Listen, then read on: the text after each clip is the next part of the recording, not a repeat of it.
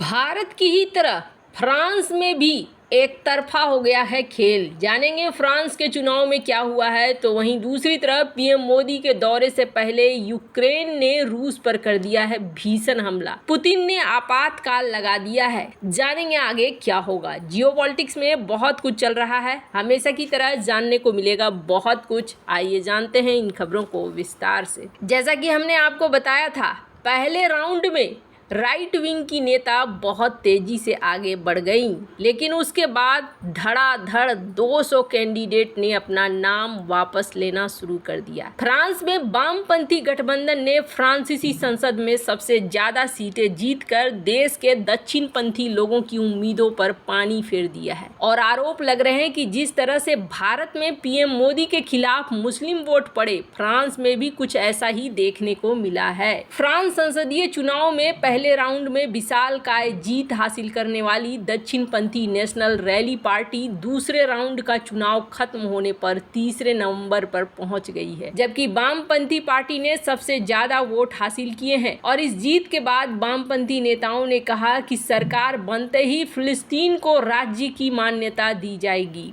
फ्रांसीसी चुनाव में सेकेंड राउंड के मतदान में न्यू पॉपुलर फ्रंट, जो कि वामपंथी पार्टियों का गठबंधन है, उसने सबसे ज्यादा सीटें जीती हैं। उसने मरीला पेन के नेशनल रैली पार्टी को धराशायी कर दिया। हालांकि दूसरे चरण के मतदान के नतीजों ने फ्रांस को राजनीतिक अनिश्चितता में डाल दिया है, क्योंकि चुनाव लड़ने वाली कोई भी पार्टी पूर्ण बहुमत हासिल करने के करीब नहीं पहुंच पाई है। यूरोपीय संघ के संसदीय चुनाव में अपनी पार्टी के खराब प्रदर्शन के फौरन बाद फ्रांस के राष्ट्रपति इमैनुअल मैक्रोन ने देश की नेशनल असेंबली को भंग कर दिया था और चुनाव कराने का आह्वान कर दिया था, लेकिन उनका ये दांव उल्टा पड़ गया और उनकी पार्टी का गठबंधन दूसरे नंबर पर रहा है। फ्रांसीसी अखबार ले मोंडे की रिपोर्ट के मुताबिक दूसरे चरण के मतदान के बाद वामपंथी पार्टियों के गठबंधन एनएफपी ने नेशनल असेंबली में 182 सीटें जीती है, जिससे यह फ्रांसीसी संसद में सबसे बड़ा समूह बन गया है। हालांकि यह पूर्ण बहुमत वाली सरकार बनाने के लिए 289 के आंकड़े तक पहुंचने से काफी दूर रह गया है। राष्ट्रपति इमैनुअल मैक्रोन की मध्य मार्गी पार्टी नेशनल गठबंधन ने मतदान के दूसरे चरण में मजबूत वापसी की और 163 सीटें जीतने में सफल रहा। वहीं मतदान के पहले चरण में बढ़त के बावजूद दक्षिणपंथी नेता मरीला पेन ने गठबंधन ने 143 सीटें जीती, जो दूसरे चरण में बहुत ही खराब प्रदर्शन है। पहले राउंड में आरएन गठबंधन के मजबूत प्रदर्शन ने इस बात की चिंता बढ़ा दी थी कि फ्रांस द्वितीय विश्व युद्ध के सहयोगी विची शासन के बाद अपनी पहली दक्षिणपंथी सरकार चुन सकता है। यह डर इतना गंभीर हो गया कि पिछले हफ्ते मंगलवार तक 200 से ज्यादा मध्य मार्गी और वामपंथी उम्मीदवारों ने वोटों के विभाजन को रोकने के लिए सेकंड राउंड से नाम वापस ले लिया। ये कुछ ऐसा ही था जैसे भारत में बीजेपी के खिलाफ वोटों के विभाजन को रोकने के लिए कई पार्टियों ने अलग अलग जगहों पर मजबूत गठबंधन किया और उसका नतीजा भी देखने को मिला। वामपंथी पार्टी की हार की दूसरी सबसे बड़ी वजह मुस्लिम मतदाता है। विकिपीडिया के मुताबिक फ्रांस की कुल जनसंख्या में मुस्लिम आबादी 30 लाख से 57 लाख के बीच है और मुस्लिम मतदाताओं ने पहले राउंड में दक्षिण पार्टी को जीत की तरफ बढ़ते देखकर थोक के भाव में वामपंथी पार्टी के गठबंधन को वोट दिया है। फ्रांस में इस्लाम दूसरा सबसे बड़ा धर्म है और मुसलमान फ्रांसीसी मतदाताओं का लगभग 5% और कुल जनसंख्या का लगभग 9% है। फ्रांस में पिछले कुछ सालों में मुस्लिम कट्टरपंथ में खतरनाक इजाफा हुआ है और हालिया समय में कई दंगे भी हुए हैं। फ्रांस में मुस्लिमों का वोट पहले भी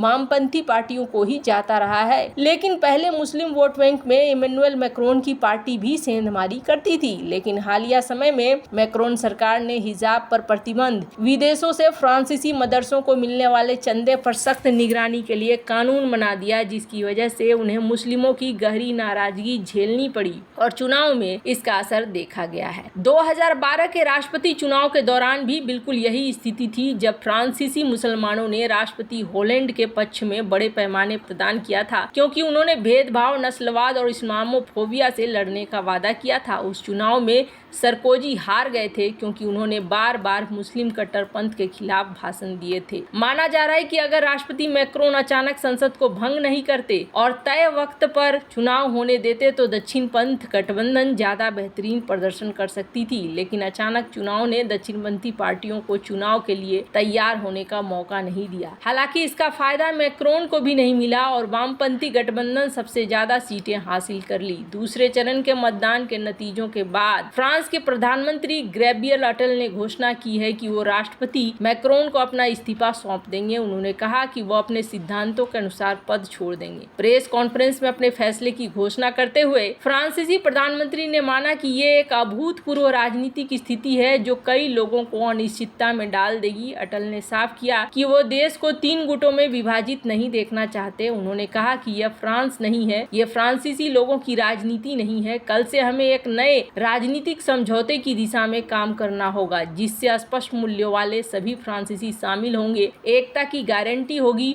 और कभी भी विभाजन के आगे नहीं झुकेंगे। हमें इन सब में अपनी मानवता को बनाए रखना है, अपनी सुरक्षा की गारंटी देनी चाहिए, फ्रांस में विश्वास रखने वालों के साथ खड़ा होना चाहिए। हालांकि फ्रांस खुद को दक्षिणपंथी विचारधारा के चंगुल से बचाने में कामयाब रहा, लेकिन 2 चरणों के परिणामों ने देश को राजनीतिक गतिरोध में डाल दिया है। वहीं अब माना जा रहा है कि वामपंथी और इमैनुअल मैक्रोन के गठबंधन में नई सरकार की गठन को लेकर बातचीत हो सकती है। वैसे आपको बता दूं, इस रिजल्ट के बाद दिक्कतें और भी ज्यादा बढ़ गई हैं फ्रांस में। फ्रांस के संसदीय चुनाव में वामपंथी गठबंधन की बढ़त का संकेत देने वाले एग्जिट पोल के बाद राजधानी पेरिस समेत पूरे देश में हिंसा भड़क उठी है। रविवार को हुए दूसरे दौर के चुनावों के बाद फ्रांस की पहली कट्टर दक्षिणपंथी सरकार बनने की कोशिशों को झटका लगा है, जब एग्जिट पोल में वामपंथी गठबंधन को ज्यादा सीटें मिली हैं। वीडियोज फुटेज में नकाबपोश प्रदर्शनकारियों को सड़कों पर आग लगाते हुए और उपद्रव करते हुए देखा गया है। हिंसा को देखते हुए देश भर में दंगा पुलिस को भेजा गया है। फॉक्स न्यूज की रिपोर्ट के अनुसार फ्रांसीसी चुनाव के बाद आए एग्जिट पोल में वामपंथी गठबंधन की जीत की संभावना के बाद पेरिस में जश्न और हिंसा का माहौल बना हुआ है। धूर वामपंथी गठबंधन के अप्रत्याशित रूप से आगे निकलने की खबर पर हजारों लोग जश्न मनाने के लिए पेरिस के प्लेस डा रिपब्लिक में जमा हो गए हैं। वहीं खबर से सत्ता हासिल करने की उम्मीद कर रही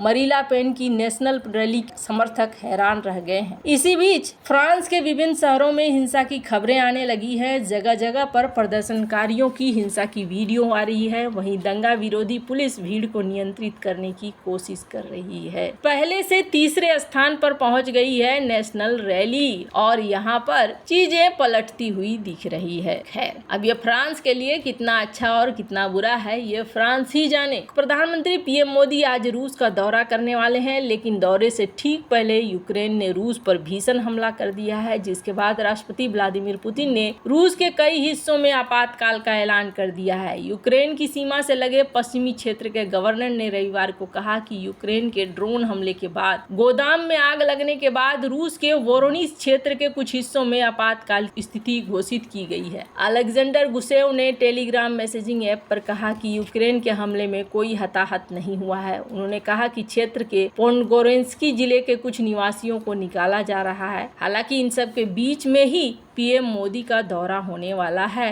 पीएम मोदी का मॉस्को कार्यक्रम काफी व्यापक होने वाला है। पेस्कोव ने कहा कि रूसी भारतीय संबंध रणनीतिक साझेदारी की स्तर पर है और पीएम मोदी का दौरा भी यहाँ शुरू होने वाला है। वैसे आपको क्या लगता है इन सब मामले में, आपकी क्या राय है, कमेंट कर जरूर बताएं। जल्द मिलते हैं अगली वीडियो में नई खबर के साथ।